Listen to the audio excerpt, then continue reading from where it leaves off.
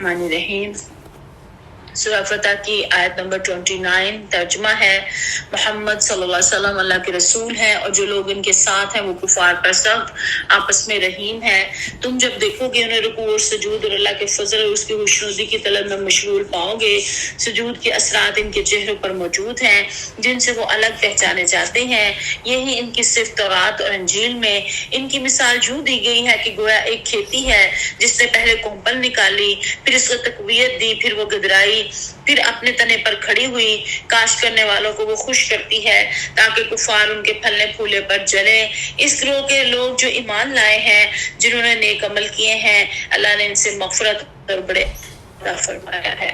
اس آیت سے ہمیں پتہ چلتا ہے کہ صحابہ کرام کی کس قدر جو ہے وہ شان ہے اور ان کی صفات جو ہیں اس میں بیان کی گئی ہیں کہ وہ آپس میں بہت زیادہ رحیم ہے اور کفار کے اوپر جو ہے وہ سخت ہے۔ ہم سیرت اشرم بشرا جو کورس ہمارا چل رہا تھا، آج اس کی جو ہے وہ لاسٹ کلاس ہے۔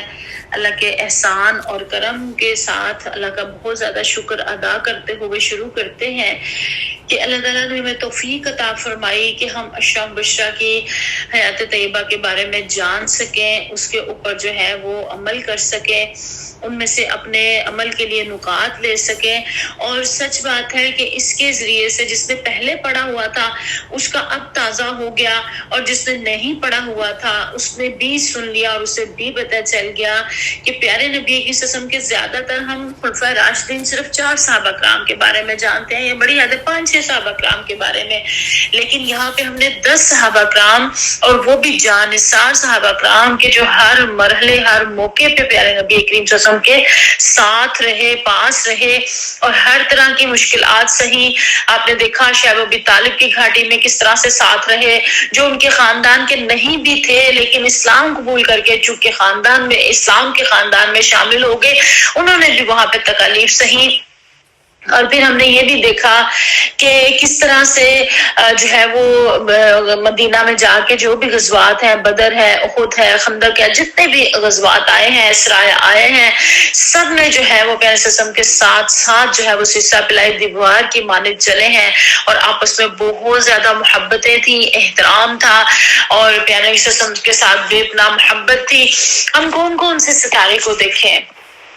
حضرت زبیر کا کل ذکر مبارک پڑا، حضرت سعد بن ابی وقاص کا ذکر مبارک پڑا، حضرت عبد الرحمن بن عوف رضی اللہ تعالیٰ عنہ کا ذکر مبارک پڑا، حضرت طلحہ بن عبید، حضرت علی، حضرت عمر فاروق، حضرت عثمان غنی، حضرت بکر صدیق۔ ایک سے بڑھ کر ایک ہمیں چمکتے درخشاں ستارے نظر آتے ہیں۔ اپنی زندگیاں، اپنا وقت، اپنی جان، اپنا مال، سب کچھ اسلام کے لیے نچھاور کیا تو اسلام جو ہے وہ پاور میں آیا اور پوری دنیا پہ حکمران ہوا، تقریباً پوری دنیا تک جو ہے وہ پھیل گیا تھا۔ حضرت عثمان غنی کے دور میں، حضرت عمر فاروق کے دور میں اور پھر آگے فتوحات حضرت عثمان غنی کے دور میں بقایا ہوئی، اور آخری پہلے 6 سال تو ان کے بہت زیادہ فتوحات کیا اور اس کے بعد جو ہے وہ ریشہ دوانیہ اور وہ ساری چیزیں شروع ہوئی، لیکن ہم دیکھتے ہیں کہ انہوں نے اس کو زندگی کا مقصد بنایا تھا، تو یہ جو ہے وہ عروج حاصل ہوا۔ آج میری اور آپ کی زندگیوں کے کیا مقصد ہیں، یہ غور و فکر ہمیں ضرور ہی کر لینا چاہیے۔ میں اپنی بات کا آغاز آج ایک مکالمہ آپ کے سامنے رکھوں گی اور وہاں سے ہوگا۔ نعیم بن عبداللہ رضی اللہ تعالیٰ عنہ فرماتے ہیں، کہتے ہیں، خطاب کے بیٹے عمر، آج یوں شمشیر بکف کہاں جا رہے ہو؟ عمر بن خطاب غضبناک آواز میں جواب دیتے ہیں، آج محمد ابن عبداللہ صلی اللہ علیہ وسلم کا قصہ پاک کروں گا کیونکہ وہ اپنی پھونکوں سے کعبے کا چراغ گل کرنا چاہتے ہیں۔ اس نے اپنے دین سے قریش میں فتنہ و فساد و تفرقہ انتشار پھیلا دیا ہے، بھائی کو بھائی سے، باپ کو بیٹے سے، ماں کو بیٹی سے جدا کر دیا ہے اور ہمارے بتوں کو برا بھلا کہتا ہے۔ اس کی وجہ سے ہمارا معاشرہ تباہ ہونے کو ہے، وہ نہ رہے گا تو فتنے کی جڑ کٹ جائے گی، نعوذ باللہ۔ نعیم رضی اللہ تعالیٰ عنہ فرماتے ہیں، پہلے اپنے گھر والوں کی خبر لو، تمہارے بہن اور بھائی محمد صلی اللہ علیہ وسلم کا دین قبول کر چکے ہیں۔ عمر کہتے ہیں، ہائے کیا سچ ہے؟ نعیم کہتے ہیں، بالکل سچ۔ عمر کہتے ہیں اچھا تو پہلے گھر والوں ہی کی خبر لیتا ہوں پھر محمد کا نمبر آئے گا صلی اللہ علیہ وسلم۔ عمر غصے میں بھرے دانت کچکچاتے، ہونٹ چباتے، تلوار ہلاتے، بڑی تیزی سے چلتے ہوئے اپنا رخ بدل لیتے ہیں اور نئی بن عبداللہ اللہ کا شکر کرتے ہیں کہ رسول اللہ صلی اللہ علیہ وسلم سے فتنہ ٹلا صلی اللہ علیہ وسلم۔ لیکن متفکر بھی ہیں کہ اب یہ سیلے بلا کہاں جائے گا اور کیا غضب ڈھائے گا۔ عمر ایک دروازے پر پہنچ کر بڑے زور سے کھٹکھٹاتے ہیں، اندر سے کچھ پڑھنے کی آواز آ رہی ہے، اندر سے ایک زنانہ آواز آتی ہے، کون ہے؟ عمر غضبناک آواز میں کہتے ہیں دروازہ کھولو، میں ہوں عمر۔ مکان کے اندر ایک کھلبلی سی مچ جاتی ہے، پھر دروازہ ذرا سا کھلتا ہے، ایک نورانی صورت نوجوان خاتون نمودار ہوتی ہیں۔ عمر اسے دھکا دیتے ہوئے بڑی بے صبری سے اندر داخل ہو جاتے ہیں۔ گھر کے اندر نوجوان خاتون کے علاوہ ایک پروکار بلند و بالا قوی الجثہ گندم گو نوجوان بھی موجود ہے، تقریباً 20 سال کی عمر ہوگی۔ عمر دیکھ کر ایک لمحے کے لیے اس کے چہرے پر گھبراہٹ اور پریشانی طاری ہو جاتی ہے، لیکن پھر وقار اور سکون کی کیفیت بحال ہو جاتی ہے۔ عمر سیدھا اس کی طرف جاتے ہیں اور گریبان سے پکڑ کر دھاڑتے ہیں کہ تم لوگ کیا پڑھ رہے تھے؟ نوجوان کہتا ہے کچھ نہیں۔ عمر کہتا ہے سچ بتا، میں نے خود سنا، میں نے یہ بھی سنا کہ تو بے دین ہو گیا ہے، تجھ پر بنو ہاشم کے محمد کا جادو چل گیا ہے صلی اللہ علیہ وسلم۔ ٹھہر، میں تجھے اس بے دینی کا مزہ چکھاتا ہوں۔ پھر اس کے لمبے لمبے بالوں کو پکڑ کر نیچے گرا دیتے ہیں، گھونسوں اور ٹھوکروں کی بارش کر دیتے ہیں۔ اس اندھی مار کٹائی سے نوجوان کا سر پھٹ جاتا ہے اور وہ اپنے ہی خون میں نہا جاتا ہے۔ وہ صحت مند اور توانا ہے۔ چاہتا تو عمر کی دراز دستی کا جواب دیتا یا کم از کم اپنا دفاع ہی کرتا، مگر وہ ایسا نہیں کرتا کیونکہ اپنے ستانے والوں کے خلاف ابھی ہاتھ اٹھانے کی اجازت نہیں ہے۔ وہ صرف زبان سے کہتا ہے اشہد ان لا الہ الا اللہ واشہد ان محمد رسول اللہ، میں گواہی دیتا ہوں کہ اللہ کے سوا کوئی عبادت کے لائق نہیں اور محمد صلی اللہ علیہ وسلم اللہ کے رسول ہیں۔ یہ سن کر عمر کا جوش غضب اور بڑھ جاتا ہے اور ان کی مار پٹائی میں مزید شدت پیدا ہو جاتی ہے۔ یہ دیکھ کر نوجوان خاتون جو پٹنے والے نوجوان کی بیوی ہے آگے بڑھتی ہے اور اپنے شوہر کو بچانے کے لیے سینہ سپر ہو جاتی ہے، لیکن وہ بھی عمر کے ہاتھوں بری طرح پٹ جاتی ہے اور اس کا چہرہ لہو لہان ہو جاتا ہے۔ اب وہ ایک زخمی شیرنی کی طرح سینہ تان کر کھڑی ہو جاتی ہے اور عمر کو چیلنج کرتی ہے، عمر یہ سچ ہے، ہم دونوں محمد کا دین قبول کر چکے ہیں، اب موت بھی اسلام کو ہمارے دلوں سے نہیں نکال سکتی، اب ہم کبھی بت نہیں پوج سکتے، تجھ سے جو ہوتا ہے کر لے۔ عمر زخمی خاتون کا یہ چیلنج سن کر ششدر رہ جاتے ہیں، اس کے زخمی چہرے پہ نظر ڈالتے ہیں تو دل پگھلنے لگتا ہے۔ ایک پشیمانی سی لاحق ہو جاتی ہے کہ شاید چھوٹی بہن اور بہنوئی کو ناحق مارا۔ وہ ہنسی نرم آواز میں اپنی بہن سے کہتے ہیں اچھا تم لوگ جو کچھ پڑھ رہے تھے مجھے بھی دکھاؤ، میں اسے پڑھ کر دیکھوں گا یہ کیا چیز ہے جو لوگوں کو محمد کا دیوانہ بنائے دیتی ہے صلی اللہ علیہ وسلم۔ مجھے اندیشہ ہے کہ تو کہیں اسے ضائع نہ کر دے، نوجوان خاتون جواب دیتی ہے نہیں، میں صرف اسے پڑھ کر دیکھنا چاہتا ہوں، یہ کیسا اسلام ہے؟ عمر جواب دیتے ہیں اچھا اگر پڑھنا چاہتا ہے تو پہلے غسل کر کے پاک صاف ہو جا، یہ اللہ کا کلام ہے، ناپاک ہاتھوں میں نہیں دیا جا سکتا۔ جی کیوں؟ آج سے پہلے میں نے کبھی ایسا کوئی کلام نہیں پڑھا جس کے پڑھنے سے پہلے غسل کرنا پڑا ہو۔ انہوں نے جواب دیا یہ قرآن ہے، اللہ کا مقدس کلام، اسے ناپاک نہیں چھو سکتے۔ عمر پر ذہنی مروبیت کے اثرات نمایاں ہیں تو میں گویا ناپاک ہوں؟ خیر پانی لاؤ، میں غسل کرتا ہوں۔ بہن پانی لا کر دیتی ہے اور غسل کی ترکیب بتاتی ہے۔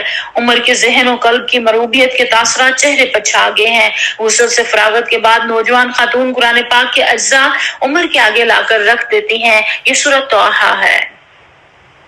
عمر بسم اللہ الرحمن الرحیم سے شروع کر کے پڑھنے لگتے ہیں، ایک ایک لفظ کے ساتھ متاثر ہوتے چلے جاتے ہیں۔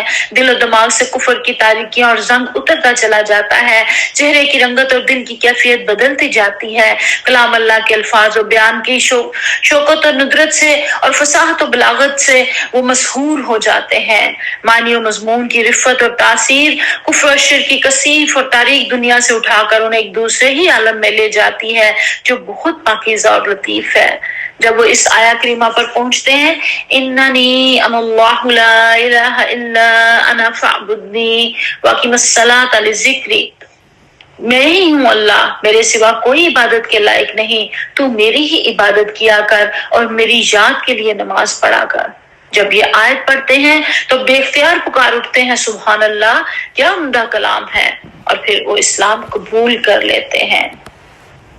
یہ خوش نصیب جوڑا جن کی بدولت عمر فاروق رضی اللہ تعالیٰ عنہ نے اسلام قبول کر لیا، یہ جوڑا کون تھا جو ان کے ہاتھوں پٹا اور لہو لہان ہوا؟ یہ نوجوان میاں بیوی کون تھے؟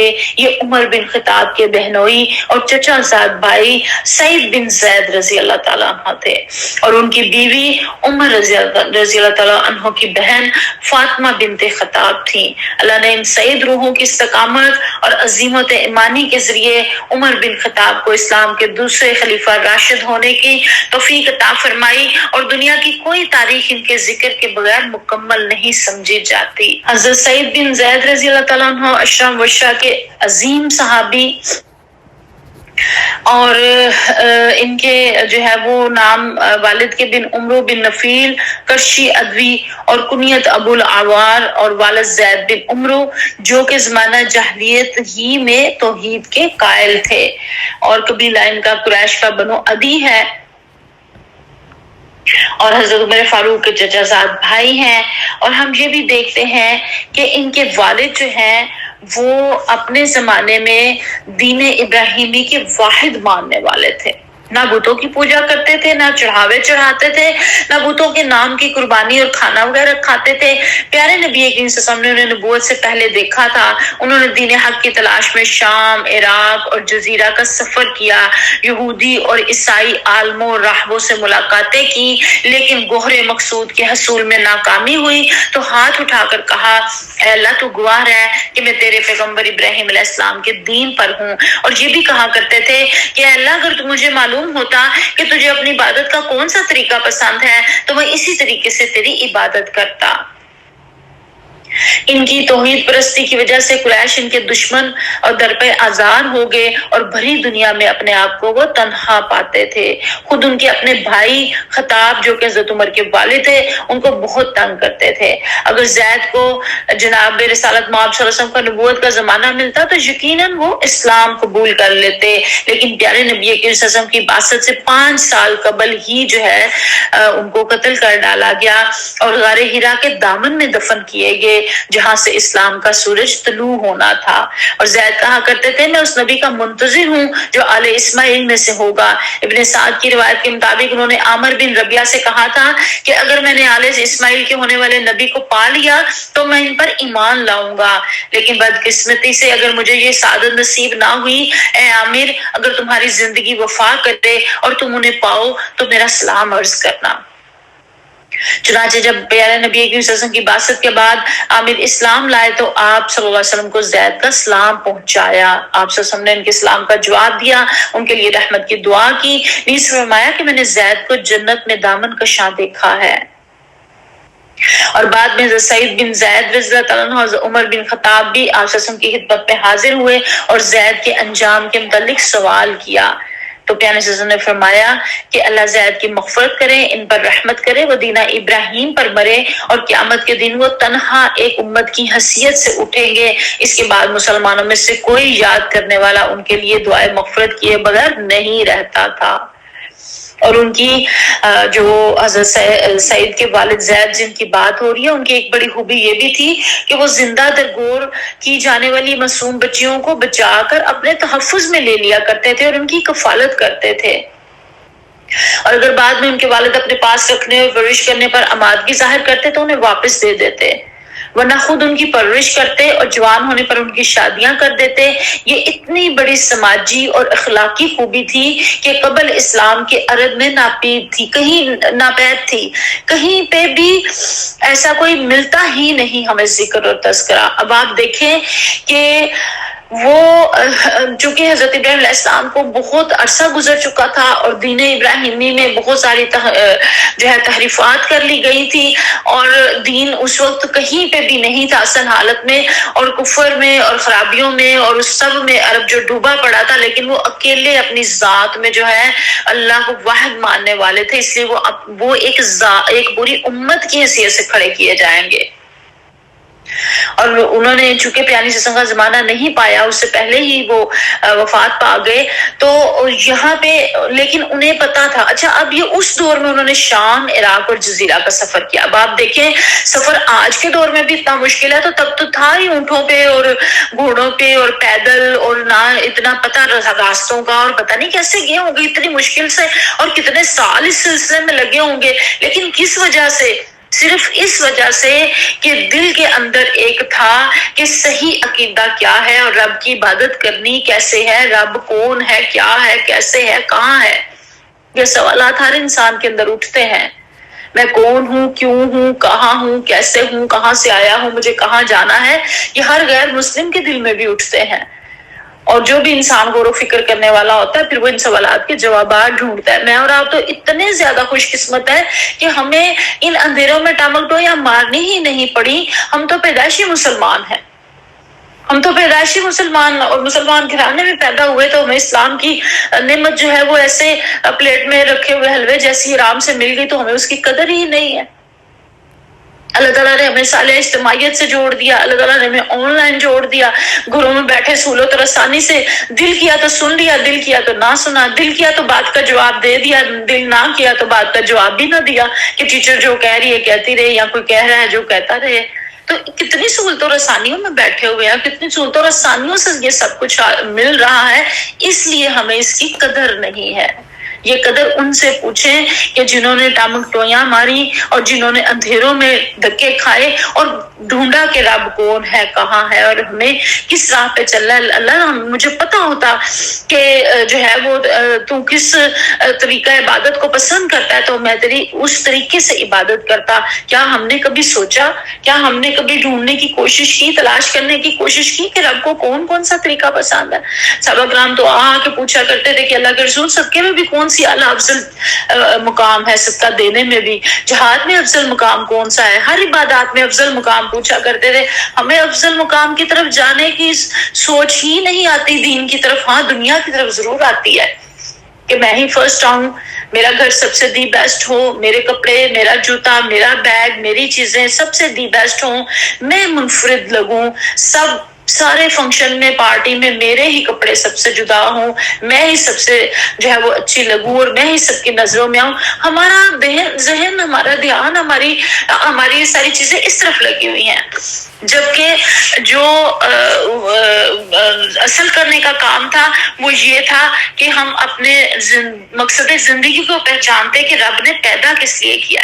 اور پھر اب یہ دیکھیں کہ ان کی خوبی کیا تھی کہ وہ اس دور میں جبکہ عورتوں کو، بچیوں کو زندہ دفن کر دیا کرتے تھے، وہ ان کو بچایا کرتے تھے اور ان کی پرورش کرتے تھے اور ان کی تربیت کر کے پال پوس کے ان کی شادیاں کرتے تھے. یہ کتنا بڑا کام ہے. وہ بھی تو یہ کام کر سکتے تھے نا کہ میں ایک اکیلا کیا کر سکتا ہوں، میرے ایک اکیلے کے کرنے سے کیا ہوگا، اور یہ تو سارا معاشرے کا معاشرہ ہی خراب ہے، آوے کا آوا ہی الٹا ہوا ہے. یا وہ پھر حکومت پہ اور جیسے ہم تنقیدیں کر کے آرام سے بیٹھ جاتے ہیں، علماء کے کرنے کا کام ہے، حکومت کے کرنے کا کام ہے، فلاں فلاں کے کرنے کا کام ہے. انہوں نے اس طرح کا کچھ بھی نہیں، کسی بات کو جو ہے وہ نہیں بنایا اپنا، یہ نہیں سوچا کہ فلاں نہیں کر رہا تو میں کیوں کروں، بلکہ انہیں لگا کہ یہ میرے کرنے کا کام ہے تو انہوں نے کیا. ایک اکیلے فرد نے، میں جب یہ پڑھ رہی تھی تو مجھے بہت زیادہ اس چیز نے جو ہے وہ پنچ کیا کہ ہم تو تنقیدیں کر کے بیٹھ جاتے ہیں کہ ہم سے یہ اور یہ اور یہ نہیں ہو سکتا کیونکہ حالات ایسے اور ایسے اور ایسے ہیں اور لوگ ایسے اور ایسے ہیں. لیکن جس نے کرنا ہوتا ہے وہ ان سارے حالات میں بھی کر گزرتا ہے. تو اتنے عظیم باپ کے عظیم بیٹے حضرت سعید بن زید رضی اللہ تعالیٰ عنہ، انہوں نے پھر جب ظاہر ہے باپ کا اور ماں باپ کا تو اثر آتا ہے، جب ابھی وہ چھوٹے ہی تھے، تقریباً 15 سال کے تھے، تو انہوں نے جو ہے وہ اسلام قبول کر لیا. جب پیانی سسم نے اسلام کی دعوت دی ابتدائی دور میں، بالکل انہوں نے اسلام جو ہے وہ قبول کر لیا کیونکہ ان کے اوپر پہلے ہی سے توحید پرستی کا بہت زیادہ جو ہے وہ اثر تھا. تو اس لیے پھر انہوں نے جو ہے وہ فوراً ہی پیارے نبی اکرم صلی اللہ علیہ وسلم کی پکار کے اوپر جو ہے وہ لبیک کہا. اور پھر ان کی والدہ جو ہیں وہ حضرت فاطمہ رضی اللہ عنہا جو ان کی والدہ تھی وہ بھی پھر مسلمان ہو گئی، لیکن انہوں نے بھی بہت زیادہ مشکلات کا سامنا کیا. مکہ کے ابتدائی دور کے اندر ہی. اور پھر جو ہے وہ حضرت عمر فاروق کے اسلام لانے کا بھی سبب بنے اور خود بھی انہوں نے سب سے پہلے ابتدائی دنوں میں جو ہے وہ اسلام قبول کر لیا اور ساری مشکلات جو ہے وہ انہوں نے اسی طرح سے صحیح کہ جس طرح سے باقی صحابہ کرام اور صحابیات نے اس دور میں مشکلات کو جو ہے وہ سہا. پھر ہجرت جب انہوں نے کی تو حضرت سعید اور ان کی زوجہ محترمہ نے دوسرے صحابہ کی طرح مدینے کی طرف ہجرت کی تو وہاں حضرت ابو لبابہ کے بھائی رفاع بن عبد المنذر کے ہاں قیام کیا اور پھر تاکہ پیارے وسلم نے انہیں مکان دے دیا رہنے کے لیے، ایک زمین قطع زمین عطا کر دیا. اور رفاع رضی اللہ تعالیٰ عنہ بدر و احد کے غزوات میں شامل بھی ہوئے، احد میں شہادت سے سرفراز بھی ہوئے. اور پھر مواخات حضرت سعید بن زید کی پیارے نبی کریم صلی اللہ علیہ وسلم نے حضرت رافع بن مالک زرقی رضی اللہ تعالیٰ عنہ سے قائم کی جو کہ انصار کے طبقہ اولیٰ میں سے تھے اور مدینہ کے ان 8 آدمیوں میں سے تھے جو سب سے پہلے مشرف اسلام ہوئے اور غزوہ احد میں انہوں نے جو ہے وہ شہادت پائی. اب دیکھیں کچھ مکہ کے رہنے والے ہیں سابقون الاولون جنہوں نے فوراً اسلام قبول کیا اور کچھ صحابہ مدینہ کے کہ جنہوں نے مدینہ میں فوراً اسلام قبول کیا جن کو ہم انصاری صحابہ جو ہے وہ کہتے ہیں. تو پھر یہ مکہ کے صحابہ اور انصاری مہاجرین اور انصار صحابہ کی آپس میں پیارے صلی اللہ علیہ وسلم نے مواخات کروائی اور انہوں نے اپنی دوستیاں اپنے ساتھ قیامت تک کے لیے قائم کیے اور آخری سانسوں تک انہوں نے جو ہے وہ نبھائے. پھر انہوں نے غزوات میں جو ہے وہ شرکت کی، ہر طرح کے جو ہے وہ غزوات کے اندر. اور پھر ہم دیکھتے ہیں کہ پیارے وسلم کے ساتھ جو ہے وہ شریک رہے ہیں. اور جب بدر کا مارکہ پیش آیا تو کچھ دن پہلے حضور صلی اللہ علیہ وسلم نے حضرت طلحہ رضی اللہ عنہ اور حضرت سعید رضی اللہ تعالیٰ عنہ کو شام سے آنے والے قافلے قریش کا پتہ لگانے کے لیے بھیجا تھا. جب وہ قافلے کی خبر لے کر واپس آئے تو حضور صلی اللہ علیہ وسلم بدر کی فتح سے واپس آ رہے تھے. حضرت صلی اللہ علیہ وسلم نے سعید رضی اللہ تعالیٰ عنہ اور طلحہ رضی اللہ تعالیٰ عنہ کو جو ہے مال غنیمت میں سے بھی حصہ دیا اور فرمایا کہ جہاد کا ثواب بھی ملے گا. گویا بدریوں کی فہرست میں شامل کر لیے گئے اور کیونکہ وہ پیارے وسلم کے کہنے سے اس مہم پہ گئے تھے، اگر وہ ہوتے تو انہوں نے بدر میں ساتھ ہی شامل ہونا تھا. تو اس لیے بھی پیارے وسلم نے ان کو مال غنیمت میں بھی شامل کیا اور ان کو اس لسٹ میں بھی جو ہے وہ شامل کیا. صحابہ بدر کی فہرست میں ان کے نام جو ہے وہ پائے جاتے ہیں. اور فتح مکہ کے موقع پر ایک دستہ فوج کے افسر بھی رہے ہیں حضرت سعید بن زید رضی اللہ تعالیٰ عنہ. پھر ہم دیکھتے ہیں کہ خلفائے راشدین کے دور میں بھی انہوں نے جو ہے بہت زیادہ ان کے ساتھ ہر طرح کا تعاون جو ہے وہ کیا اور ان کی بیعت کی. اور حضرت عمر فاروق کے عہد میں جہاد شام میں پیدل فوج کے افسر تھے اور جنگ اجنادین میں رسالہ کے سپہ سالار تھے اور اپنی شجاعت سے امتیاز حاصل کیا. دمشق کے محاصرے میں حصہ لیا، جنگ فحل میں پیدل فوج کی قیادت کی اور پھر حمص کے رومی گورنر کو لڑائی میں قتل کیا جس کے بعد حمص پر مسلمانوں کا قبضہ ہوا. جنگ یرموک میں جب مسلمانوں کو رومیوں نے دبا لیا اور ان کے پاؤں اکھڑنے لگے تو جن افسروں نے انتہائی پامردگی دکھائی، ثابت قدمی اور قوت ایمانی کا مظاہرہ کیا، ان میں سعید بن زید رضی اللہ تعالیٰ بھی تھے. اور مولانا شبلی الفاروق میں لکھتے ہیں زید رضی اللہ تعالیٰ عنہ غصے میں گھٹنے ٹیکے ہوئے کھڑے تھے. رومی ان کی طرف بڑھے تو شیر کی طرح جھپٹے اور مقدمے کے افسر کو مار گرایا. پھر قلب سے نکل کر زوردار حملہ کیا اور رومی دور تک پسپا ہوتے چلے گئے یہاں تک کہ میدان کے سرے پر جو نالا تھا اس کے کنارے تک آ گئے اور ان کی لاشوں سے وہ پٹ گیا اور میدان خالی ہو گیا. اور حضرت ابو عبیدہ بن جراح رضی اللہ تعالیٰ عنہ نے کچھ مدت کے لیے انہیں دمشق کا گورنر بھی مقرر کیا لیکن وہ گورنری سے مستعفی ہو کر رضاکارانہ طور پر پھر جہاد میں جو ہے وہ شریک ہو گئے اور جب تک پورا شام فتح نہیں ہو گیا جہاد میں اپنی ہمت اور توانائی صرف کرتے رہے. یعنی کہ انہوں نے گورنری کو ترجیح نہیں دی، انہوں نے جہاد کو ترجیح دی اور اس میں شامل ہو کے جو ہے وہ اپنی توانائیاں جو ہے وہ صرف کرتے رہے. حضرت عمر رضی اللہ تعالیٰ عنہ نے اپنی وفات کے وقت اپنے جانشین کے انتخاب کے لیے جو مجلس شورا یا انتخابی کونسل نامزد کی تھی اس میں حضرت سعید بن زید رضی اللہ تعالیٰ عنہ کو اس لیے شامل نہ کیا کہ وہ ان کے رشتہ دار تھے، حالانکہ وہ ہر لحاظ سے اس کے اہل تھے لیکن ان کو بہت زیادہ جو ہے وہ ان کے تقوی کا معیار بہت اونچا تھا کہ کوئی یہ نہ ہو کہ اپنے رشتہ داروں کو نوازا ہے. لیکن یہ جو ہے وہ اس چیز کے اہل تھے. تاہم سعید رضی اللہ تعالیٰ چونکہ فطرتاً قناعت پسند تھے، خاموش طبع تھے اور جاؤ پسندی سے جو ہے وہ ذرا دور ہی تھے، تو انہیں یہ بات ناگوار نہیں ہوئی، بلکہ انہوں نے اسی طرح جو ہے وہ اپنا حصہ کردار ادا کرتے رہے اور عثمان کے ہاتھ پر بھی انہوں نے جو ہے وہ بیعت کر لی اور خاموشی اور گوشہ نشینی کی زندگی جو ہے وہ بسر کرتے رہے. حضرت عثمان رضی اللہ تعالیٰ کی شہادت کے وقت وہ کوفہ میں تھے. ثانیہ شہادت کی جب خبر ملی تو انہیں سخت رنج و افسوس ہوا. کوفہ کی جامعہ مسجد میں تقریر کی اور کہا کہ اے لوگو، تم نے جو سلوک عثمان رضی اللہ تعالیٰ عنہ کے ساتھ روا رکھا، اگر اس سلوک کی وجہ سے کوہ احد اپنی جگہ سے ٹل جائے تو اس کا ٹل جانا مناسب ہوگا. شہادت عثمان رضی اللہ تعالیٰ عنہ کے بعد جب فتنوں نے سر اٹھایا تو ان سب سے وہ الگ تھلگ رہے اور ان حالات پر کڑتے رہے. بقیہ زندگی زہد و عبادت میں گزاری اور باقی جو بعد میں جنگ جمل اور جنگ صفین اور یہ ہوئی تو ان میں وہ شامل نہیں ہوئے. زندگی کے بقیہ ایام وہی وادی عقیق میں جو ہے وہ انہوں نے خاموشی کے ساتھ جو ہے وہ بسر کیے. اب آپ دیکھ لیں پیچھے سارے صحابہ کرام کا اشرا و اشرا کا اپنے لوگوں کا جو ہے وہ سارے حالات زندگی پڑھے سنے. اب یہاں ہم آ کے دیکھ رہے ہیں یہاں پہ وہ حضرت عمر فاروق کے دور تک تو بہت زیادہ ایکٹیو ہیں، پیغمبر کے دور میں بھی اور بعد میں بھی، لیکن اس کے بعد وہ گوشہ نشینی کی طرف آ گئے ہیں. اب سب کا اپنا اپنا چونکہ مزاج ہے، لیکن ہے یہ سارے اشرا و اشرا ہیں، یہ جنت کی بشارتیں ان کو ان کے عمل کے اوپر. لیکن آخری حصے میں جیسے وہ انہوں نے گوشہ نشینی اختیار کی تو کسی کو اس کے اوپر کوئی اعتراض نہیں ہے. یعنی کہ اس سے یہ پتہ چلتا ہے کہ ہر فرد نے جو جتنا جہاں اس سے جو ہے وہ پرفارم ہوتا ہے وہ کرے. کسی کے اوپر اس بات پہ کوئی یقین نہیں ہے کہ فلاں نے یہ کام کیا اور فلاں نے یہ کام نہیں کیا. اب دین کے سارے کام ایک فرد نے تو نہیں کرنے نا. جس کی جو صلاحیت ہے، جس کا جو مزاج ہے، جس کو جو زیادہ اچھا لگ رہا ہے وہ کرے. اب حسان رضی اللہ تعالیٰ عنہ جو تھے وہ شاعر تھے، ان کا اپنا میدان تھا، وہ اس میدان میں کافروں کو جو ہے وہ شکست دیا کرتے تھے. حضرت خالد بن ولید کا میدان جہاد تھا، ان کا اپنا میدان تھا، وہ اس میں جو ہے وہ دشمنوں سے لڑا کرتے تھے. ہر صحابی کا اپنا اپنا میدان، جو جس میں جیسے، لیکن سب نے کیا اللہ کے لیے اور پیارے نبی کریم صلی اللہ علیہ وسلم کے بتائے ہوئے طریقے کے مطابق ان کے ساتھ.